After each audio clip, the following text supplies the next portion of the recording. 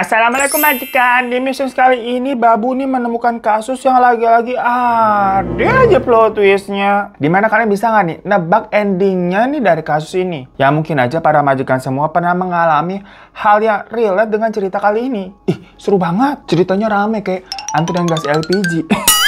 Jadi ceritanya tuh ya, di bulan Agustus tahun 2013, ada seorang wanita bernama Rene Marsden yang waktu itu berusia 20 tahun. Dia nyetir tuh sendirian pergi ke daerah Teluk Watson, Sydney, Australia. Jadi ini kejadiannya memang di Australia ya. Nah masalahnya di sana itu ada sebuah tempat yang disebut dengan tebing gap, di mana di sana itu terkenal sebagai tempat orang mengakhiri hidup. Nah abis Rene ke sana tuh, dia memang tidak pernah kembali lagi, gengs. Nah loh, jadi kasus di cerita kali ini tuh bukan seperti kejahatan macam kasus-kasus Mr. Things, tetapi lebih ke misteri dari orang yang baru dikenal lewat online. Kita ceritain dulu ya background dan runutan awalnya. Rene sendiri itu lahir pada 15 Oktober 1992. Orang tuanya bernama Jamie dan Teresa itu pisah ketika Rene ini masih balita. Dan akhirnya Rene ikut tumbuh besar dengan ibunya tuh Teresa. Yang kemudian ibunya itu menikah lagi dengan seorang pria bernama Mark. Yang kemudian Mark ini berarti menjadi ayah tirinya Rene. Ya di sini cuma mau ngasih tahu aja sih kalau berkat Mark, Rene itu tuh nggak kehilangan sosok seorang bapak. Jadi kan tadi Rene ditinggalnya aja masih pas bayi ya. Jadi dia sendiri pun nggak kenal istilahnya dengan bapak kandungnya.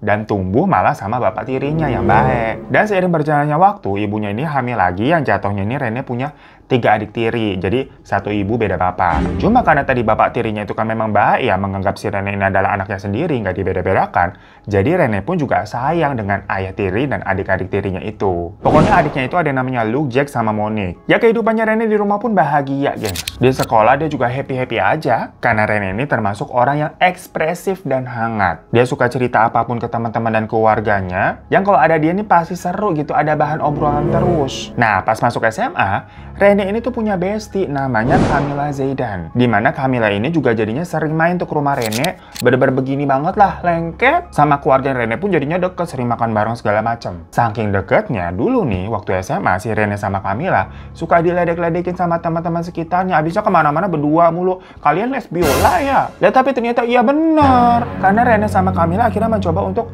pacaran. Lah gimana sih? Cuma di tahun 2011 mereka nih putus secara baik-baik. Karena si Rene ini ngerasa enakan kita temenan aja lah daripada nanti kalau dilanjutin berantem gitu kan takutnya malah jadi musuhan. Terus nggak mau saling kenal ya nggak mau begitu. Dan setelah putus dari Camilla nih, Rene pun balik ke kodratnya sebagai wanita dengan pacaran sama beberapa laki-laki. Yang mana semua laki-laki yang deket sama si Rene itu juga selalu dia ceritakan ke Camilla. Karena balik lagi, basicnya Rene sama Camilla ini kan memang bestian ya. Dan Rene ini memang suka cerita juga tuh. Ya makanya waktu dia putus sama si Camilla, putusnya baik-baik juga. Jadi langsung ke mode best friend lagi gitu, bukan pacar. Jadi apapun juga diceritain. Namun suatu hari si Camilla ini kayaknya udah kayak mulai bosen gitu dengerin si Rene curhat mulu gonta-ganti gebetan. Nggak pernah ada yang bener-bener serius begitu. Makanya si Camilla bilang kayak, lu mau nggak gue kenalin sama cowok? Namanya Brayden, dia lagi kesepian juga tuh dan kayaknya kalian bakal cocok deh. Nah berhubung ini dapat infonya kan jelas ya dari bestinya sendiri, orang ring satu kepercayaan, jadi si Rene ini mau-mau aja. Singkat cerita ya udah dicomblangin lah mereka berdua, dimana media awalnya nih menggunakan cecetan. Karena posisinya si Brayden ini katanya lagi di penjara. Gara-gara dia berkendara sampai mabok sampai bikin temannya meninggal. Mirip-mirip kasusnya Gaga sama almarhumah Laura dulu, kalian tahu kan? Tapi jujur ini sebenarnya random banget dari tadi. Hidupnya Rene nih awalnya dari kecil sebenarnya normal, bahagia gitu kan, cantik. Tapi pas ketemu si Camilla, udahlah jadi lesbong, dikenalin sama cowok yang lagi di penjara pula. Apa kabar dunia? Gue nih kalau sekolah sama mereka pasti komen kayak sehat lu pada. By the way pas dilihatin nih fotonya si Brayden emang cakep banget gengs. Badannya six-pack, rahangnya ngewing begitu ya, pokoknya alpha banget. Intinya setelah perkenalan via cecetan itu, Rene nih ngerasanya kalau Brayden kayaknya memang orang baik deh sebenarnya. Cuma mungkin ya namanya juga remaja. remaja. Kurang awas aja mungkin agak begajulan gitu kan, mabok sambil nyetir gitu sampai membuat temannya meninggal. Nah, kenapa Rene bisa punya pikiran seperti itu? Kayak positif banget tuh pikirannya. Karena si Brayden ini bilang kalau dia menyesali perbuatannya dan bertekad untuk abis aku keluar penjara aku nggak mau minum-minum lagi. Macam kayak cowok tobat begitu. Dan mungkin di situ juga Rene mikirnya, aku bisa merubah cowok bad boy ini, cenah. Dan ternyata juga si Brayden ini memang di penjaranya bukan kayak penjara beneran, melainkan kayak semacam tempat pembinaan. Karena kan kejadiannya waktu si Brayden ya masih remaja. Orang-orang di sana juga kasusnya ringan-ringan sampai sedang, bukan penjara yang serem-serem gitulah. Tapi kenapa dia bisa pegang handphone? Karena katanya dikasih pengacaranya dengan cara nyelundupin diem-diem. Pokoknya sampai di akhir tahun 2011, Rene sama Brayden ini semakin intens tuh komunikasinya, cecetan terus maksudnya. Brayden juga selalu cerita gimana kehidupannya di penjara itu, dia ngapain aja, ya semacam laporan ke pacar begitu, daily life-nya bagaimana. Nah, si Rene yang memang basicnya suka cerita, merasa menjadi klop menemukan orang yang beber excited gitu ceritanya dua arah. Gue cerita tentang kehidupan gue, lu cerita tentang kehidupan lu, begitu. Nah, cuma mind blowing-nya nih, mereka berdua itu kan selalu cecetan terus ya metodenya. Pernah nih sekali teleponan gitu, tapi yang ngomong si Rene doang gitu kan, nyap gitu cerita panjang lebar. Sementara si Brayden nih di ujung telepon sana diem baik. Nanti kalau udah selesai nih teleponnya ditutup gitu kan, baru deh si Brayden akan balas via chatan lagi tentang apa yang tadi diomongin sama si Rene. Jadi macam kayak ngedengerin doang si Brayden begitu. Gak ada suaranya. Curiga si Brayden jangan-jangan suaranya cempreng apa bagaimana gitu kali ya. Ya tapi kalau alasan dari si Brayden sih katanya dia bilang dia memang nggak boleh bersuara karena kan lagi di penjara tuh. Handphonenya juga diselundupin. Ntar kalau dia ngomong begitu ketahuan sama supir disita. Sipir lo di penjara lo supir. Ya udah iyain dulu aja deh ya. Kalau kita komentar kagak kelar-kelar ntar ceritanya nih ya. Pokoknya Brayden berjanji kalau nanti dia udah keluar penjara, dia akan langsung mendatangi Rene ke rumahnya. Kita akan bertemu, aku akan menemui keluargamu juga. Singkat cerita, Rene ya bener-bener kepincut nih sama si Brayden. Dia pun juga cerita ke keluarganya, ke emak bapaknya segala macam tentang si Brayden. Yang dari awal memang sepertinya keluarganya Rene ini memang agak bebas ya. Maksudnya kan waktu dia pacaran sama Camilla juga dibiarin aja, orang tuanya tahu, gengs. Dan sekarang waktu si Rene ini pacaran sama cowok yang lagi di penjara juga dibiarin juga. Pokoknya nih sampai-sampai saking bucinnya si Rene itu bikin tato inisial nama si Brayden di bagian dada kanannya, gengs. Macam kayak ada nama kamu di dadaku. Nah, pas lagi buat tato itu, si Rene kan ditemenin nih sama si Camilla yang sebagai bestinya. Pokoknya Rene cerita ke Camilla kalau hubungannya dengan Brayden ini makin serius. Udah sampai kayak ngomongin mau nikah. Bahkan akhirnya si Rene ini juga sampai ngebooking jadwal seorang fotografer wedding tuh buat pernikahannya nanti yang udah diomongin di cecetan tuh rencananya nanti kita nikah ya di akhir tahun 2013. Pokoknya begitu si Brayden ini keluar dari penjara. Habis itu si Rene langsung booking dia tuh seorang fotografer. Pokoknya si Rene ini tuh benar-benar berapi-api dan menganggap kisah cintanya dengan Brayden mirip cerita-cerita di novel. Macam menggambarkan gimana kuatnya sepasang kekasih menghadapi tantangan dalam sebuah hubungan walau terpisahkan jarak dan harus menunggu dengan sabar gitu satu sama lain. Cilah repot banget kalau udah kecintaan begitu ya. Dan si Brayden ini juga kayak protektif banget sama manipulatif sih kalau kita bilang sebenarnya. Jadi kalau si Rene ini lama balas chatnya, si Brayden suka nanyain kayak kamu kemana aja sih tiba-tiba nggak ada kabar gitu. Kalau kamu main keluar at least kabarin aku dulu. Aku khawatir soalnya kamu kenapa-napa kalau kamu ngilang-ngilang begini. Ntar giliran si Rene udah ngabarin kalau dia mau main gitu, dibalasnya kayak seneng ya main-main kamu sampai lupa sama aku, balasnya lama banget. Padahal di sini aku nungguin kamu, aku kesepian. Ujung-ujungnya si Rene yang selalu bilang minta maaf gitu. Capek ya punya pacar kayak begitu, kata gue mah tinggalin. Yang jelas Rene berarti kalau mau ngapa-ngapain ini harus laporan. Bahkan kalau misalkan mau ke kamar mandi itu juga harus ngasih tahu. Karena kan kalau misalkan lama balasnya bilang aku lama balasnya yang mau mandi dulu kayak gitu. Nah di titik itu emaknya si Rene nih udah mulai ngerasa kalau si Brayden kok kayak toxic ya. Soalnya anaknya jadi HP-an mulu begitu sibuk ini ngebalesin chat pacarnya. Di meja akan HP-an, di ruang tamu HP-an, begitu kan diajak ngobrol HP-an. Lah kalau emak kita mau dibanting handphone kita ya. Hingga akhirnya ibunya nih bilang untuk menyudahi aja deh hubungan kalian. Bukannya apa-apa. Si Brayden ini kan masih di penjara. Dia aja di penjara di sana ngekang kamu sebegininya. Apalagi kamu nanti bener-bener udah bersama. Kamu jangan nggak boleh kemana-mana. Cuma ya susah juga kalau ngomong sama orang bucin kan. Rene ini malah bilang kalau Brayden ini nggak punya siapa-siapa di sana. Makasian. Dan wajar aja kalau dia mungkin takut dan cemburu. Karena kan posisinya jauh. Nggak bisa ngawasin aku secara langsung. Jadi jatuhnya posesif seperti itu kita belibet.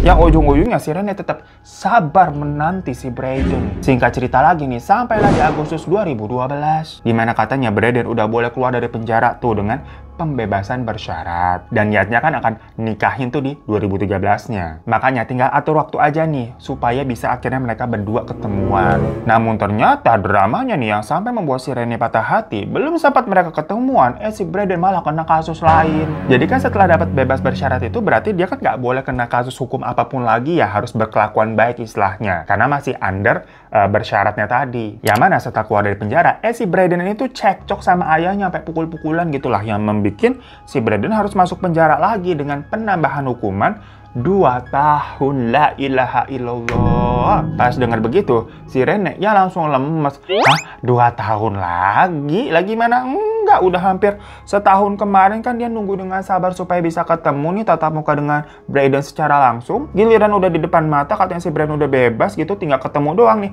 Malah ada aja halangannya. Di titik itu baru deh si Rene ini punya feeling kalau si Brayden ini kayak red flag banget, kagak beres kali, orangnya memang bermasalah gitu ya. Lah dari kemarin aja lu mbak, matanya ditutupin genderuwo ya Allah. Tapi si Rene nih yang bener-bener apa ya, rasanya tuh down banget, merasa penantiannya kemarin tuh jadinya sia-sia, sampai nenggak obat-obatan. Maksudnya dia mau mengakhiri hidupnya gitu loh. Tapi untungnya digagalkan sama orang tuanya, langsung ditolongin gitu kan, dibawa ke dokter. Ya melihat kondisi kejiwaannya Rene ini sampai seperti itu, dibawalah ke psikiater. Di sana si Rene cerita ke dokternya kalau memang dia tuh frustasi karena dia ngerasa penantiannya selama ini sia-sia, perkara pacarnya di penjara lagi tuh, ditambah hukumannya 2 tahun. Lama bener. Dan karena sebelumnya si Rene udah kadung koar-koar juga kemana-mana gitu kan soal hubungannya sama Brayden, terus bilang, Brayden udah bebas, terus kita mau ketemu. Ya jadi setelahnya pasti orang-orang kan nanyain kan kayak, gimana udah ketemu belum sama Brayden akhirnya? Nah pertanyaan-pertanyaan itulah yang membuat si Rene ini makin tertekan, mungkin bingung, malu gitu kan, harus jawab apa ke orang-orang. Namun catatan rumah sakit itu menunjukkan kalau Rene ini tuh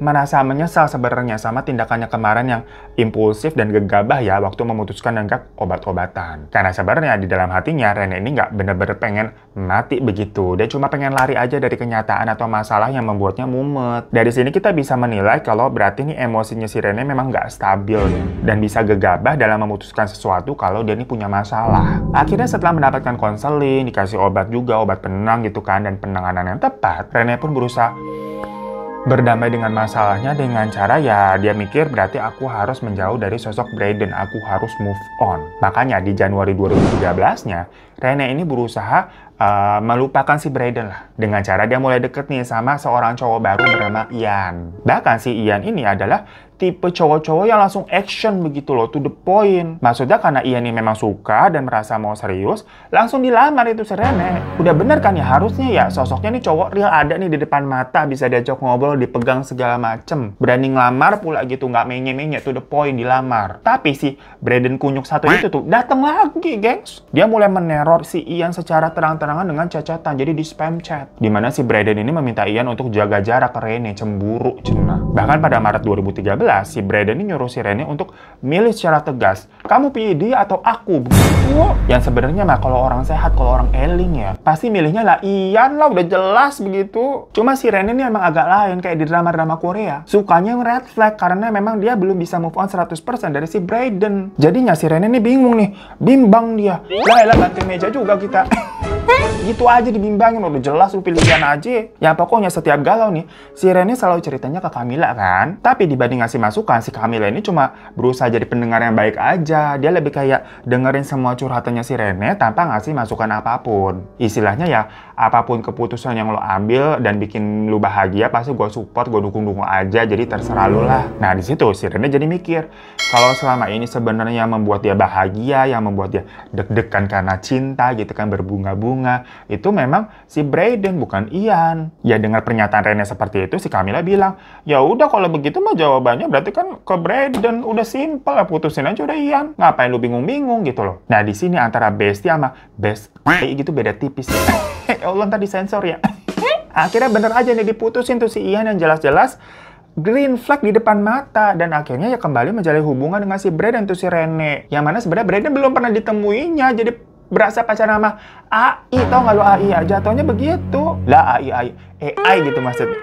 Maklum lidah pasar minggu. Nah, keluarga si Rene nih yang mulai melihat gelagat si Rene mulai nggak beres lagi, alias balik tuh ke handphonenya terus. Diam-diam ibunya nih mikir nih, kayaknya akan masalahnya jangan-jangan bukan di Brayden, tapi justru di sahabat itu si Camilla. Kan Camilla yang awalnya ngenalin si Brayden ke Rene. Dan harusnya sebagai teman yang baik, bilanginlah untuk stop begitu loh. Karena si Rene ini jadinya ke arah yang negatif. Bukannya ngedukung terus, padahal udah tahu nih jelas-jelas cowoknya tuh red flag. Singkat cerita, pelan-pelan keluarganya si Rene ini tuh mulai membatasi pertemanannya si Rene dengan Camilla. Karena kan dari SMA terus bareng-bareng sampai sempat pacaran tuh betina dua tuh. Dan ujung-ujungnya Camilla mengenalkan dengan Brayden, terus malah disuruh lanjut terus kayak ini nih toxic juga nih si Camilla. Udahlah, si Camillanya toxic, Braydennya toxic, mending ditarik aja si Rene, jangan deket-deket sama orang-orang toxic. Dan di saat yang bersamaan, Brayden juga ngabarin memang kalau dia lagi berusaha mengajukan banding dan berharap bisa mendapatkan pembebasan bersyarat lagi. Dan karena proses pengajuan bandingnya itu, si Brayden tuh bilang akan kesulitan menghubungi Rene dalam waktu dekat, karena kan mau fokus segala macam, dan dia juga nggak mau ketahuan nyelundupin HP yang mungkin bisa bikin usaha bandingnya itu tuh gagal. Ya udah, si Rene ini sebagai cewek yang baik, sabar dan penurut sepertiku nih berusaha menerima aja, sabar menanti. Tapi ternyata rindu itu berat. Rene nih yang kangen ya, tapi tidak bisa berkabar tuh jadi galau, uring-uringan, tantrum gitu kayak majikan semua kalau nungguin video baru kagak muncul-muncul, pada tantrum deh tuh. Setelah berbulan-bulan gak ada kabar, tiba-tiba Brayden nih ngirim teks lagi tuh yang isinya, aku rasa kita harus putus.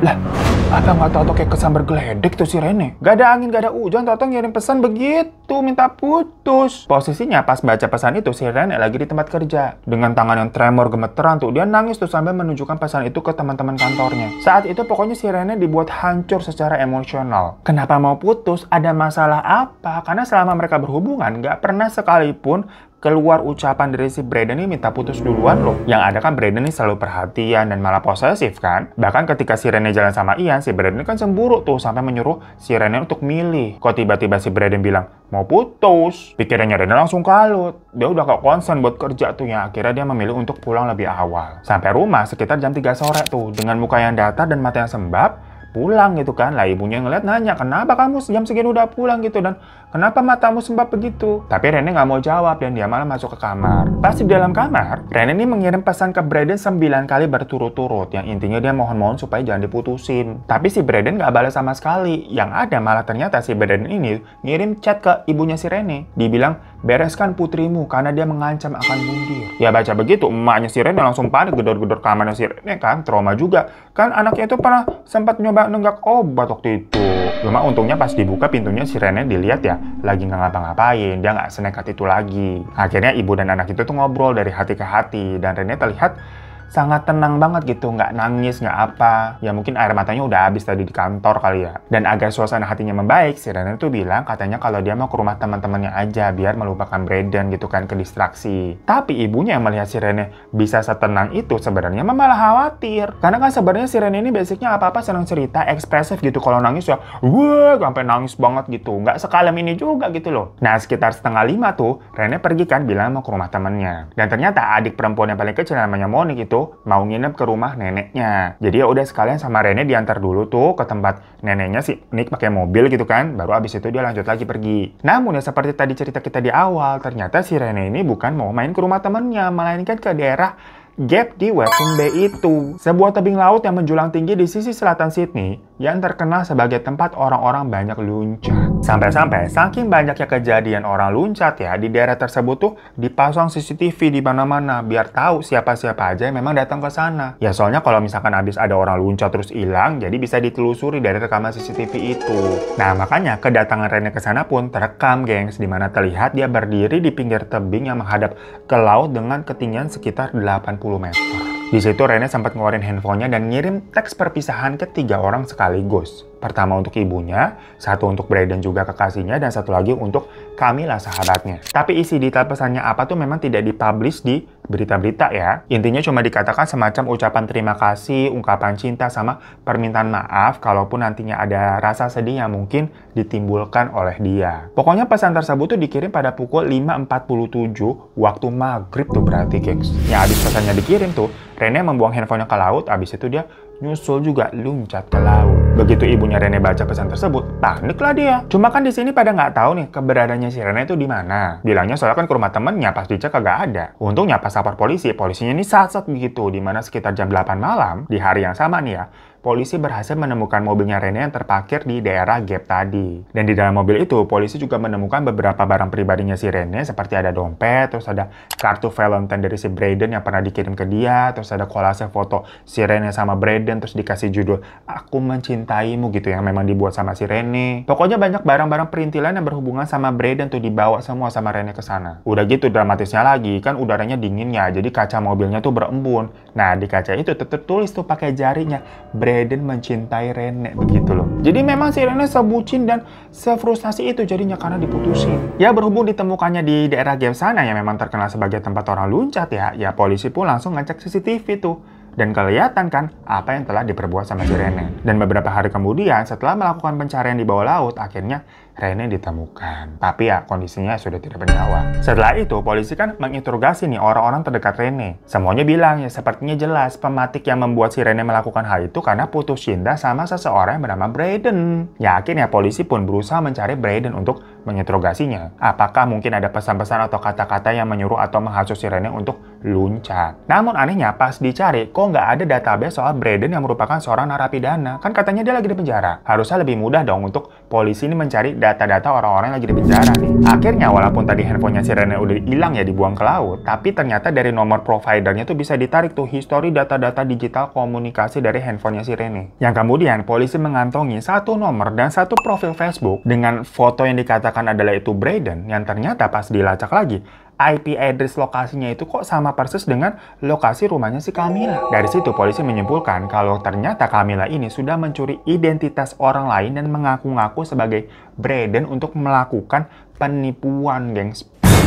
Plot twist nggak tuh? Jadi bener tuh feeling ibunya Rene kalau Camilla ini memang toxic bad influence tuh bener. Camilla pun dipanggil tuh sama polisi. Dan di hadapan polisi, dia mengakui kalau memang Brayden itu adalah sosok fiktif yang dia buat. Camilla juga diketahui punya 2 handphone yang aktif, di mana satu ini digunakan sehari-hari atas namanya, dan satu lagi cuma digunakan buat chat-chatan dengan Rene doang dengan pakai namanya si Brayden. Dan itu memang menjadi salah satu petunjuk polisi ya dalam membongkar kasus ini. Di mana nomor handphonenya si Brayden, kok ini billingnya malah ke rumahnya si Camilla. Ternyata si Camilla ini nyomot gambar cowok bernama aslinya tuh Cameron, gengs, tapi dibuat namanya jadi Brayden. Ya kalau sosok asli dari Cameron itu ya bisa ditemui secara nyata, ada beneran orangnya. Tapi dia sama sekali nggak tahu menau dengan masalah ini ya, tahu-tahu fotonya dicomot aja sama orang lain gitu kan, dia juga nggak kenal sama Camilla. Jadi waktu dia diwawancara diminta menanggapi kasus ini ya dia hahew bingung. Keluarga Rene itu berasumsi kalau motif Camilla melakukan ini semua tuh karena dia nggak terima putus dengan Rene. Jadi di depan Rene nih mungkin Camilla berusaha tetap cool gitu kan, putus baik-baik aja gitu kan, dan mau menjadi best friend. Tapi sebenarnya dia marah, nggak mau. Dia pun ngetes si Rene dengan ngenalin seorang cowok fiktif yang membuat si Rene ternyata jadi kecintaan, lebih bucin, lebih lebih berapi-api begitu kan dibandingkan sewaktu pacaran sama si Camilla. Makin 4 itu Camilla tuh cemburu dengan tokoh fiktif yang dibuatnya sendiri. Ditambah keluarganya si Rene yang awalnya deket kan sama Camilla, menerima gitu kan ke rumah segala macam, pelan-pelan malah melarang Camilla untuk deket-deket dengan Rene lagi, yang makin sakit hati dia. Walaupun di sini bukti-bukti secara nggak langsung udah jelas sebenarnya ya, membuktikan tuh berarti kalau Camilla memainkan mentalnya Rene, tapi keputusan yang diambil sama Rene untuk loncat itu adalah keputusan dia sendiri. Apalagi selama si Camilla ini berperan sebagai Brayden, dia tidak terbukti memang nggak pernah ngasih ancaman-ancaman atau teror-teror ataupun menyuruh Rene untuk melakukan semua itu. Karena ya dari ratusan chat dan telepon-telepon itu yang ditelusuri, isinya ya macam kayak orang pacaran biasa aja. Jadi memang sepertinya Rene nih yang udah terlalu bucin dan rapuh hatinya masuk ke dalam hubungan palsu ini. Waktu dia diputusin, langsung galau. Ya kalau mau disamakan dengan case orang pacaran normal ya, dianggapnya kayak masa iya kalau misalkan ada sepasang kekasih berantem, terus salah satunya ngambil jalan pintas begitu kan, karena merasa sedih diputusi, lalu itu menjadi kesalahan sepenuhnya dari pasangan yang masih hidup, kan nggak gitu juga. Nah hal itulah yang akhirnya membuat si Camilla ini tidak bisa didakwa, gengs. Dimana jaksa menyimpulkan kalau perbuatan Camilla menipu Rene ini nih memang tercela, memang salah, tapi nggak ada pelanggaran pidana yang cocok dengan case ini.